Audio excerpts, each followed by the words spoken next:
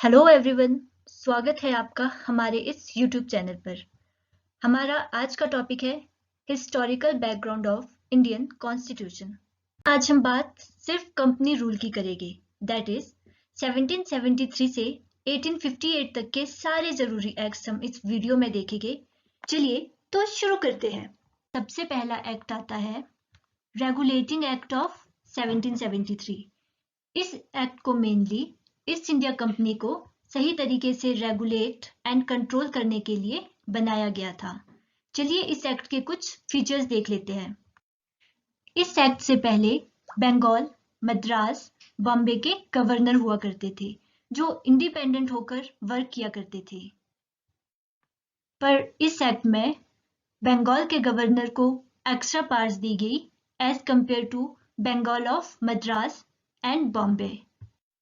साथ ही साथ बंगाल के गवर्नर की डेजिग्नेशन बदलकर गवर्नर जनरल ऑफ बंगाल कर दिया गया और साथ ही साथ 4 काउंसिल मेंबर बनाए गए जो बंगाल के गवर्नर को असिस्ट कर सके। First governor general of Bengal बने Lord Warren Hastings. Supreme Court को एस्टेब्लिश किया गया एट कलकत्ता इन 1774, जिसमें एक चीफ जस्टिस और 3 जजेस को अपॉइंट किया गया। इसी के साथ कोड ऑफ डायरेक्टर एक न्यू बॉडी क्रिएट की गई जिसमें सारे ईस्ट इंडिया कंपनी के मेंबर्स थे जो समय समय पर टैक्स रिवेन्यू से रिलेटेड रिपोर्ट ब्रिटिशर्स को दिया करती थी। चलिए अब हम अगले एक्ट की तरफ चलते हैं।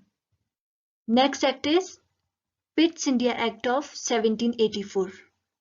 हमने पिछली स्लाइड में देखा कोड ऑफ डायरेक्टर की एक बॉडी अपॉइंट की गई थी। अब इस एक्ट में हम एक और बॉडी अपॉइंट कर रहे हैं जो है board of control. Board of control के 6 मेंबर्स हैं, सबके सब ब्रिटिशर्स होते हैं और ये सब इंडिया के पॉलिटिकल फंक्शंस को संभालता है। साथ ही साथ कोड ऑफ डायरेक्टर को सुपरवाइज भी बोर्ड ऑफ कंट्रोल ही करता है। इसी तरह ये एक डबल गवर्नमेंट बना देते हैं जिसमें board of control and code of director दोनों साथ मिलकर काम करते हैं, पर main control board of control के पास है। इन शॉर्ट कह सकते हैं हम ब्रिटिश गवर्नमेंट के पास सुप्रीम कंट्रोल आ जाता है। इसी के साथ हम एक और चीज देखते हैं। पहली बार कंपनी की जितनी भी टेरिटरीज थी इंडिया में उसे नाम दिया गया ब्रिटिश पोजेशन इन इंडिया। अब आता है चार्टर एक्ट ऑफ 1813। इस एक्ट के तहत ईस्ट इंडिया कंपनी की ट्रेड मोनोपोली अबॉलिश कर दी गई सिवाय टी ट्रेड और ट्रेड विद चाइना। इन दोनों ट्रेड को छोड़ के बाकी सारी की सारी ट्रेड खत्म कर दी गई। साथ ही साथ सुप्रीम पावर्स चली गई ब्रिटिश क्राउन के पास। अब इसके बाद हम नेक्स्ट एक्ट की तरफ बढ़ते हैं। अब आता है चार्टर एक्ट ऑफ 1833। ये एक्ट क्या था? Final step towards centralisation.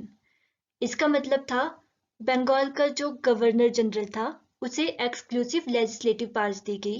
साथ ही साथ बंगाल और मद्रास के गवर्नर की लेजिस्लेटिव पावर्स खत्म कर दी गई। गवर्नर जनरल का डेजिग्नेशन बदल के गवर्नर जनरल ऑफ इंडिया कहा जाने लगा और first governor general of India बने Lord William Bentinck.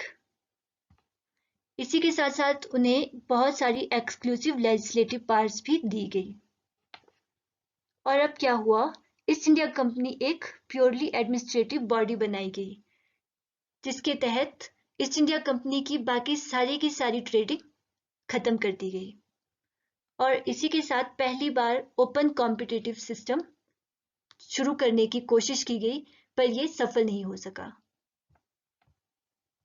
Next one is charter act of 1853।